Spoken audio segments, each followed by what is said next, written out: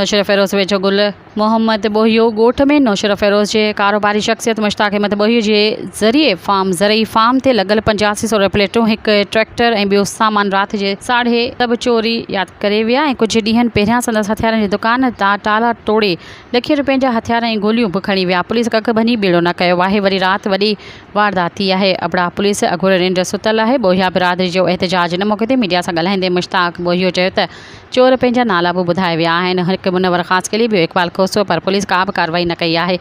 कुझु शरपसंद माण्हू टारगेट बणाए मूं सां ज़ुल्म करे रहिया आहिनि। असां SSP नौशर फ़िरोज़ खां मुतालबो था कयूं त फ़ौरन ॾोहारियुनि खे गिरफ़्तार करे मुंहिंजे कयल लखें रुपयनि जो अज़ालो कयो वञे।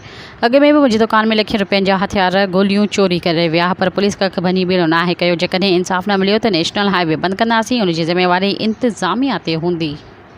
सब्सक्राइब कयो अवामी न्यूज़ HD खे ऐं ताज़ा तरीन ख़बरुनि लाइ ॾिसंदा रहो अवामी न्यूज़ HD।